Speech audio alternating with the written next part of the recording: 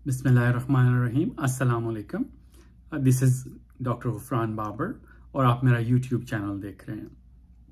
आज का वीडियो एक इम्पॉर्टेंट टॉपिक पे है और वो है हेपेटाइटिस यानी यरकान।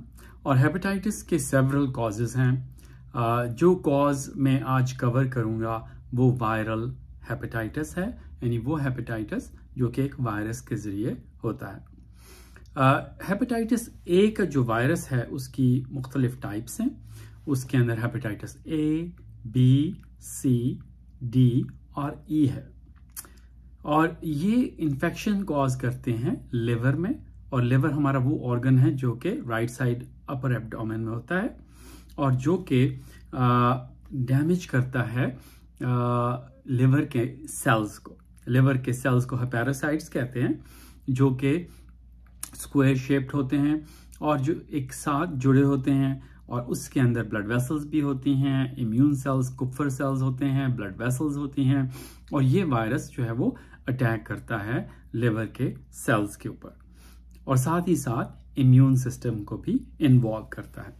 हेपेटाइटिस ए का जो वायरस है वो सिर्फ एक्यूट इन्फेक्शन करता है, यानी कि ये क्रॉनिक हेपेटाइटिस में यानी लॉन्ग टर्म हेपेटाइटिस में तब्दील नहीं होता।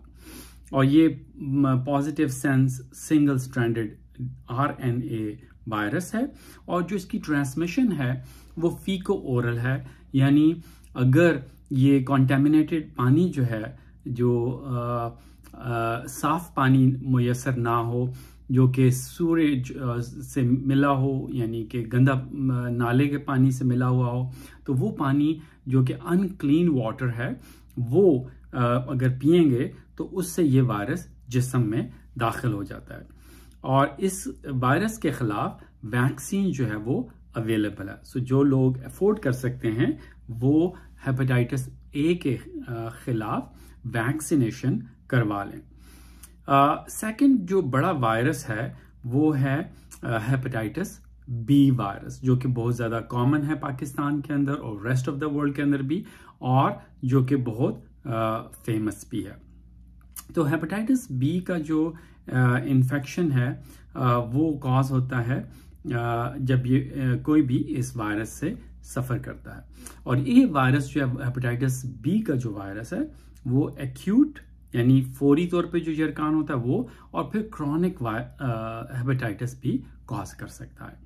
और ये डबल स्ट्रैंडेड DNA वायरस है, और ट्रांसफर ये हमें कैसे हो सकता है? ब्लड प्रोडक्ट से, जिस तरह इन्फेक्टेड नीडल है IV ड्रग एब्यूजर से, या फिर हमारे देहातों में या शहरों में भी जब तक आप डॉक्टर के पास जाएं और टीका ना लगे तो वो समझते हैं यार कि अभी इलाज नहीं हुआ। तो जो ऐसे अनएजुकेटेड या अनट्रेन्ड प्रैक्टिशनर्स हैं जो कि बेसिकली डॉक्टर नहीं हैं लेकिन वो डिस्पेंसर्स हैं, कंपाउंडर्स हैं, उनके पास जाएं और वो एक ही नीडल से बार बार टीके। या फिर ये होता है कि जो सिरिंज है उसको रिसाइकल किया जाता है विदाउट प्रॉपर स्टरलाइजेशन, तो उसके अंदर जो प्रीवियस पेशेंट जो था उसके खून के ज़र्रात रह जाएंगे, और जब दोबारा वो रीयूज होगा वो सिरिंज या वो नीडल, तो वो वायरस एक बंदे से दूसरे बंदे में ट्रांसफर हो जाएगा। इसके अलावा सेक्सुअल इंटरकोर्स के जरिए, सीमन के जरिए या वैजिनल फ्लूइड्स के जरिए भी ये वायरस ट्रांसमिट होता है। इसके अलावा अगर माँ को हेपेटाइटिस बी वायरस है तो वो बच्चे को भी दे सकती हैं। इसीलिए जो बच्चा पैदा हो उसको हेपेटाइटिस, अगर मॉम का स्टेटस पता है कि मॉम को हेपेटाइटिस बी वायरस है, तो वो फिर बेबी को immunoglobulin against hepatitis B as well as vaccination यानी वैक्सीन्स जो है हेपेटाइटिस बी के खिलाफ भी लगाई जाएंगी। वैक्सीन जो है वो हेपेटाइटिस बी के लिए जो है वो अवेलेबल है, विच इज़ गुड न्यूज़। इसके साथ ही बी के साथ इसका एक छोटा भाई है जो वायरस, उसे कहते हैं हेपेटाइटिस डी वायरस। वो खुद तो इतना काम नहीं करता, लेकिन वो एक्टिव हो जाता है अगर उसका ताल्लुक अगर एक ऑलरेडी पेशेंट जो है उसको हेपेटाइटिस बी वायरस हुआ है, तो ये अगर उसको को इन्फेक्ट कर दे, डी बी आ जाए, तो ये एक एडिटिव इफेक्ट हो जाएगा। या किसी को डी वायरस था तो ऊपर से उसको हेपेटाइटिस बी हो गया है, तो ये दोनों मिलके ज्यादा खतरनाक किस्म का यरकान जो है वो कॉज कर देंगे। तो ये जो टाइप्स हैं हेपेटाइटिस की, ये जो है वो मैंने जिस तरह कहा कि ये ट्रांसफ़र होती हैं फीको, जो ए है वो फीको ओरल से ट्रांसफ़र होगा, और जबकि बी जो है वो और डी जो है वो पेरेंटरली यानी आईवी ड्रग अब्यूज़ के ज़रिए या बॉडी फ्लूइड्स के ज़रिए ट्रांसफ़र होगा। और ये भी एक्यूट और क्रॉनिक इन्फेक्शन कर सकता है, यानी डी वायरस। ये भी negative sense single stranded DNA virus है, और इसकी ट्रांसमिशन जो है वो सिमिलर है टू हेपेटाइटिस बी वायरस के। अनफॉर्चुनेटली इसके लिए वैक्सीन जो है वो अवेलेबल नहीं है, लेकिन वो लोग जो बी से ऑलरेडी वैक्सीनेटेड हैं, तो ये उनके लिए एक प्रोटेक्टिव वायरस का काम करेगा। हेपेटाइटिस सी बहुत ही डेंजरस वायरस है, क्योंकि ये 80% पीपल के अंदर क्रॉनिक डिजीज जो है वो कर सकता है। तो ये जो है बहुत ही खतरनाक बात है, और ये single stranded positive sense RNA virus है, जो कि मेनली ब्लड के जरिए जो है वो ट्रांसफर होगा, उसी तरह जिस तरह बी और डी वायरस।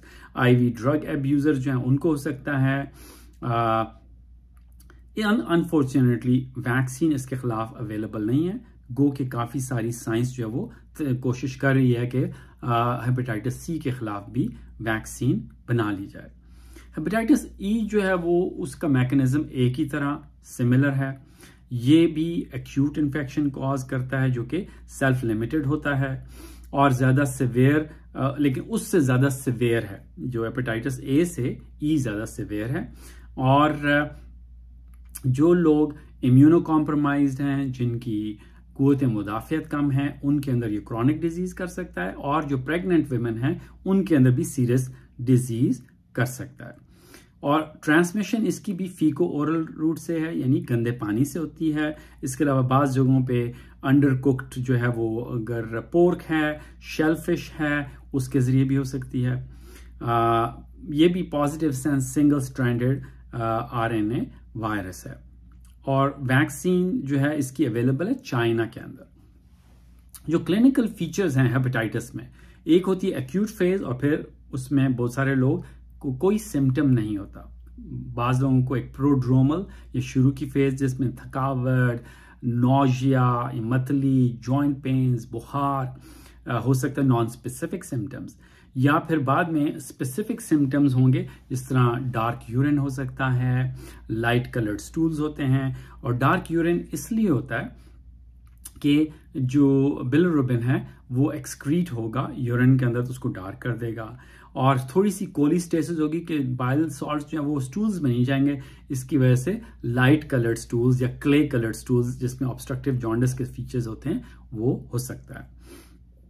इसके अलावा जो है ये इनिशियल फेज के बाद जो है जॉन्डिस आंखों के अंदर यरकान नजर आएगा। राइट अपर क्वाड्रेंट पेन, यानी आपके एब्डोमेन के राइट साइड पे, क्योंकि लिवर का साइज बढ़ सकता है, उससे आपको दर्द होगा, क्योंकि लिवर के इर्द गिर्द एक कैप्सूल होता है। इसीलिए अगर आप कभी जानवरों की लिवर यानी कलेजी देखें, तो उसके ऊपर एक ग्रेइश कवरिंग होती है। जब आप काटते हैं तो लिवर के अंदर फिर रेड, ब्राइट रेड कलर का उसका, या कलेजी कलर का वो कलर, लेकिन उसके ऊपर एक ग्रेइश कलर का कैप्सूल होता है। तो वो जब स्ट्रेच होता है, जब इन्फ्लेमेशन होती है, तो लिवर का साइज बढ़ता है, क्योंकि इम्यून सेल्स आते हैं, और वो उसमें जब कुव्वत मुदाफ़ती सेल्स और वायरस सेल्स में जो झगड़ा हो रहा होता है, उसमें स्वेलिंग होती है, और साइंस ऑफ इन्फ्लेमेशन में ये स्ट्रेच होता है कैप्सूल, जिसकी वजह से दर्द राइट अपर क्वाड्रेंट में होता है। लिवर और स्प्लीन का साइज जो है वो बढ़ सकता है। वेट लॉस होगा, वजन कम होगा जो है इसमें इंटरमीडिएट स्टेज में।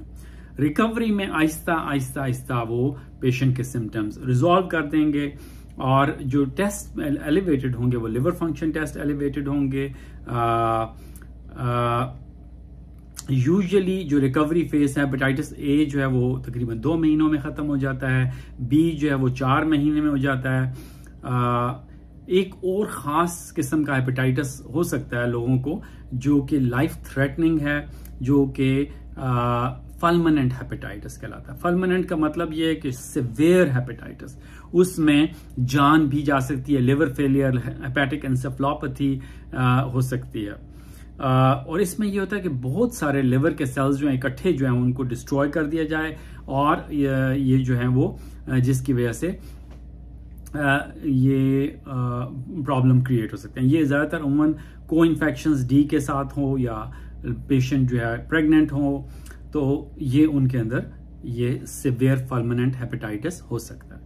और प्रेजेंटेशन में उन लोगों में easy bruisability, because clotting factors liver में बनते हैं तो उनके जिस्म के ऊपर नील पड़ेंगे, नाक से खून, मुंह से खून आ सकता है, ब्लीडिंग हो सकती है, कंफ्यूजन क्योंकि वो जो चीज़ें मेटाबोलाइज होती हैं, क्योंकि लिवर जो है बहुत सारी चीज़ों को तोड़ के एक्सक्रीट करता है बॉडी से, चाहे यूरिन के जरिए करे या वो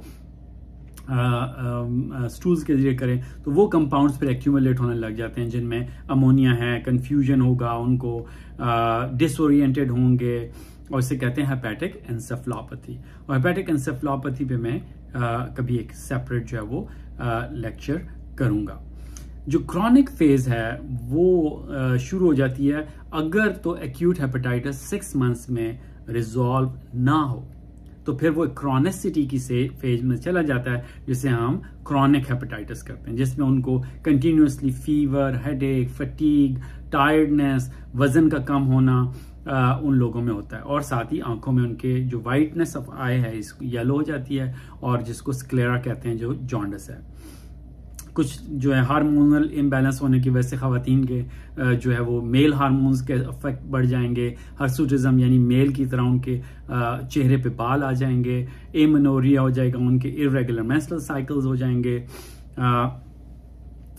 और सिरोसिस अल्टीमेटली जब ये क्रॉनिक हेपेटाइटिस हो जाए तो वो लिवर के अंदर सेल्स टूटते हैं, वो उनकी हीलिंग होती है और फाइब्रोब्लास्ट सेल्स होते हैं जो कि फाइब्रस टिश्यूज या कोलेजन ले डाउन करते हैं। जो फाइब्रस टिश्यू है वो एनगल्फ करता है नॉर्मल सेल्स को, उनके इर्द गिर्द छोटी छोटी नॉड्यूल्स बना देता है, माइक्रो नॉड्यूलर और मैक्रो नॉड्यूलर सिरोसिस। और अल्टीमेटली उस सिरोसिस की वजह से जो ब्लड वेसल्स हैं वो भी जो है सिकुड़ जाती हैं या ब्लॉकेज होती है, जिसकी वजह से प्रेशर जो है उनका बड़ी ब्लड वेसल्स के अंदर जाता है और सिरोसिस की वजह से पेट में पानी पड़ सकता है, पेरिफेरल एडीमा हो सकता है क्योंकि जो प्रोटीन्स हैं बॉडी की, एल्ब्यूमिन, वो मेनली लिवर में बनती हैं। जब उनकी क्वांटिटी कम होगी तो जिस्म फूल जाएगा, जिस्म के अंदर पानी आ जाएगा और इनके अंदर कॉम्प्लिकेशंस में हेपेटोरीनल सिंड्रोम, हेपेटिक वेन थ्रोम्बोसिस हो सकती है क्योंकि जो है एंटीकोएगुलेंट्स भी लिवर में बनते हैं, वो भी कम हो जाएंगे, यानी जो खून को जमने से रोकते हैं। तो खून के लोथरे या क्लॉट्स जो है वो वेन्स को ब्लॉक कर सकते हैं और जो प्रेशर से वेन्स हैं बाज डायलेटेड हो जाएंगी, इसोफेगस में वेरिसीज हो सकती हैं जो फट सकती हैं, जिसकी वजह से हेमेटेमेसिस हो सकता है कि आपके उल्टी के अंदर खून जो है वो आना शुरू हो जाएगा। और वो जो कंपाउंड्स हैं जो कि डेंजरस कंपाउंड्स हैं वो अगर ब्रेन में जाएंगे तो वो आहिस्ता आहिस्ता आहिस्ता हेपेटिक एन्सेफेलोपैथी में, जिनमें डिसओरिएंटेड हो जाएंगे, ड्राउजी हो जाएंगे और अल्टीमेटली वो हेपेटिक कोमा में भी चले जाएंगे, जिसके अंदर वो कंप्लीटली उनकी कॉन्शियसनेस ख़त्म हो जाएगी।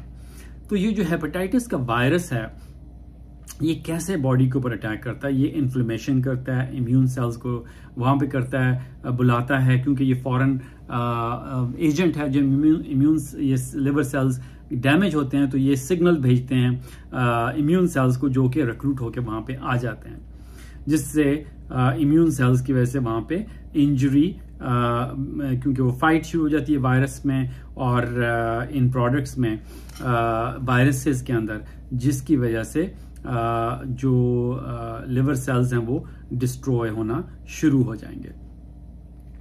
तो ये जो मैकेनिज्म है इसका वो ये है कि इम्यून सेल्स जो CD4, CD8 सेल्स होते हैं उनकी भी एक्टिविटी को ये वायरस जो है किसी तरह असरअंदाज हो सकता है और उनकी डाउन रेगुलेशन करेगा। और इसके अलावा जो virus specific T cell response है उसके ऊपर भी असर करेगा। इसके अलावा सेकेंडरी जो डैमेज होता है वो और सेल्स रिक्रूट होते हैं, मोनोन्यूक्लियर सेल्स, मोनोसाइट्स वहां पे आएंगे और वो आके और भी लिवर सेल्स को डिस्ट्रॉय करेंगे, जिसकी वजह से ALT और AST एंजाइम्स जो हैं वो लिवर से निकलेंगे और वो आपके ब्लड के अंदर आ जाएंगे, जो इंडिकेट करेगा कि भाई जो आपका लिवर है वो डैमेज हो। ALT का लेवल ज्यादा होगा कंपेयर टू AST। इसके अलावा कुफर सेल्स हैं वो tumour necrosis factor, interferon gamma, CXCL9, 10, 11 ये केमिकल मीडिएटर्स हैं जो कि रिलीज करेंगे ताकि और इम्यून सेल्स हैं। और जितनी ज्यादा इन्फ्लेमेशन होगी इम्यून सेल्स के अंदर, वायरसेस के अंदर, और इम्यून सेल्स जो हैं फिर वो प्रोटीएजेस ऐसे एंजाइम्स रिलीज करते हैं जिससे जो सेल वॉल है सेल्स की या सेल मेम्ब्रेन है वो डिस्ट्रॉय होगी और लिवर सेल्स फर्दर डैमेज होंगे और हीलिंग टिश्यू होगा और फाइब्रोसिस होगी और ये सिरोसिस की स्टेज जो फंक्शनल लिवर सेल्स कम होते जाएंगे, उनका फंक्शन कम होता जाएगा, तो पेशेंट जो है वो लिवर फेलियर की तरफ जाता चला जाएगा। तो ये स्नोबॉल इफेक्ट है, एक चीज लीड करेगी दूसरे को। जिस तरह एक बर्फ का गोला आहिस्ता आहिस्ता ऊपर से लुढ़काएं तो वो बड़ा होता जाता है, तो इसी तरह ये इन्फ्लेमेटरी प्रोसेस से जो लिवर डैमेज होगा वो एक स्लो प्रोसेस होगा और आहिस्ता आहिस्ता एक्यूट से क्रॉनिक और क्रॉनिक से सिरोसिस और सिरोसिस अल्टीमेटली लिवर कैंसर में भी चेंज हो सकता है। सो जो अब जब डायग्नोसिस करेंगे तो सबसे पहले डॉक्टर्स जो चीज इंक्लूड करते हैं अपने डायग्नोसिस में वो हिस्ट्री है कि भाई आपने कोई कोई पानी तो नहीं पिया, कोई ड्रग अब्यूज तो नहीं कर रहे, आपके पार्टनर को तो हेपेटाइटिस नहीं है, अगर बच्चा तो माँ को तो हेपेटाइटिस नहीं है, ड्रग अब्यूज की हिस्ट्री, सेक्सुअल हिस्ट्री जो है मालूम की जाती है। फिर लेबोरेटरी टेस्ट जिसमें LFTs, जिस तरह मैंने पहले कहा कि ALT ज्यादा हाई होता है AST से, ये जब लिवर फंक्शन टेस्ट ऑर्डर करेंगे उसमें आएंगे। वायरल एंटीजेंस को भी मेजर किया जाता है, जिस तरह B वायरस में hepatitis surface antigen, hepatitis core antigen, RNA, viral RNA और वायरल DNA को मेजर किया जाएगा। एंटीवायरल एंटीबॉडीज जो हैं वो जो है उसकी वायरस के खिलाफ जो बनती हैं उनको मेजर किया जाता है। और IgM एंटीबॉडी जो मेजर की जाती है वो एक्यूट इन्फेक्शन को, लेस देन 1 वीक इन्फेक्शन को जाहिर की जाती है, जबकि IgG जो है वो लेटर स्टेजेस और रेजोल्यूशन के अंदर एंटीबॉडी होगी और वो लाइफ लॉन्ग अमूमन मौजूद रहती है, जो कि प्रीवियस इन्फेक्शन को जाहिर करती है।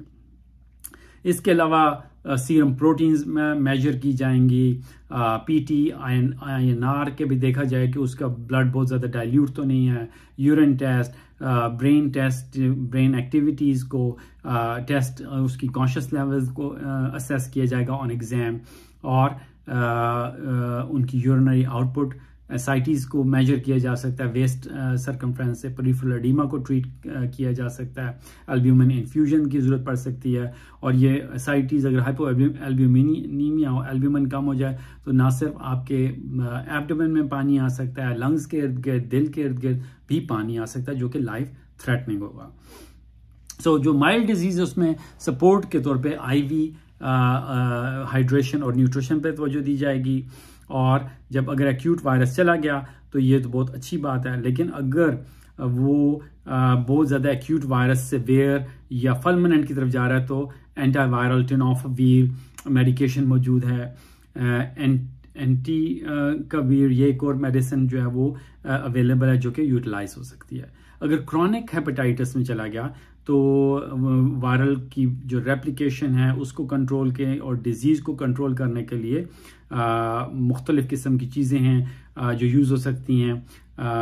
पेगिलेटेड इंटरफेरॉन है, एंटिकवीर जो कि ओरल न्यूक्लियोसाइड एनालॉग है, इसके अलावा टेनोफावीर जो कि ओरल न्यूक्लियोटाइड है। और न्यूक्लियोटाइड और न्यूक्लियोसाइड एनालॉग में फ़र्क ये है कि इनके अंदर एक पेंटोज का रिंग होता है, इसके साथ जो है नाइट्रोजनस बेस होगा जो कि न्यूक्लियोसाइड है, जबकि न्यूक्लियोटाइड में उसके साथ ना सिर्फ पेंटोज रिंग होगा, उसके साथ नाइट्रोजन बेस होगा, बल्कि साथ एक फॉस्फेट भी होगा। तो ये जो है वो मेडिकेशंस जो हैं वो यूज़ कर सकते हैं हम इसमें during treatment of chronic hepatitis. और जो भी पेशेंट इन मेडिकेशंस को स्टार्ट करे उसमें मोस्ट इम्पॉर्टेंटली कंप्लायंस बहुत ज़्यादा ज़रूरी है। हेपेटाइटिस सी जो है वो उसके ऊपर डायरेक्टली एक्टिंग मेडिकेशंस जो हैं वो एंटीवायरल मेडिकेशंस जो हैं वो यूज़ कर सकते हैं। सिमी इनके नाम्स जो है नेम्स जो हैं डिफरेंट से हैं। सिमी प्रीवीर, सोफोस ब्यूवीर, लेडीपावीर, पैसवीर। सो ये मुख्तलिफ इनके जो हैं वो नेम्स हैं। इसके अलावा पेगिलेटेड इंटरफेरॉन हेपेटाइटिस के लिए यूज़ कर सकते हैं, राइबावेरिन यूज़ कर सकते हैं हेपेटाइटिस सी के अंदर। और अगर हेपेटाइटिस डी है तो उनको इंटरफेरॉन अल्फा जो है टेम्पररी जो है उसमें इस्तेमाल कर सकते हैं। हेपेटाइटिस ई में सपोर्टिव केयर और IV hydration and nutrition just like hepatitis A के अंदर जो ट्रीटमेंट है वो बेसिकली सपोर्टिव ट्रीटमेंट है। सो मोस्ट इम्पॉर्टेंटली प्रिवेंशन जो है वो बहुत ज़्यादा ज़रूरी है। सेफ वाटर अगर पिया जाए, उबाल के पानी पिया जाए या बॉटल वाटर पिया जाए, आईवी ड्रग अब्यूज़ को प्रिवेंट किया जाए, सेक्सुअल एक्टिविटी जो है वो एथिकल ना हो कि भाई जो कि सेक्स वर्कर्स हैं उनके पास ना जाया जाए। इसके अलावा जो है प्रोटेक्टिव सेक्स, अगर पार्टनर्स हैं हस्बैंड एंड वाइफ, अगर किसी एक को हो गया तो वो प्रोटेक्टिव सेक्स कॉन्डम्स का यूज़ करें और प्रोफाइलैक्टिक मेडिकेशंस यूज़ करें और मॉनिटरिंग करें। मोस्ट इम्पॉर्टेंटली पेशेंट को क्विकली आइडेंटिफाई करके डॉक्टर्स के पास लेके जाएं, और अगर एक्यूट फेज से वो क्रॉनिक की तरफ जा रहा है तो वो मेडिकेशंस ली जाएं ताकि क्रॉनिक हेपेटाइटिस को प्रिवेंट किया जाए, क्योंकि बाज़ मेडिकेशंस जो हैं वो एंटीवायरल मेडिसिन क्रॉनिक हेपेटाइटिस को कम्प्लीटली या 80 to 90% तक क्लियर कर सकती हैं। और अगर सिवियर है तो उसको हॉस्पिटल में एडमिशन करके IV fluids, prevention of complications जो हैं वो long list of complications from haematemesis, fluid around the lungs, heart, abdomen, ascites, encephalopathy की मैनेजमेंट। सो बहुत सारी कॉम्प्लिकेशंस हैं जो कि किसी अलग से वीडियो में इंशाल्लाह हम डिस्कस करेंगे। उम्मीद है कि आपको ये informative video about hepatitis A, B, D, C, E के बारे में जो मैंने मालूमात दी हैं वो यूज़फुल होंगी। Please like and share this video and take care of yourselves and your families. Allah ताला हम सब का हामी व नासिर हो। सल्लल्लाहु अलैहि व आलिहि व अस्हाबिहि व सल्लमु तस्लीमा। अस्सलामु अलैकुम।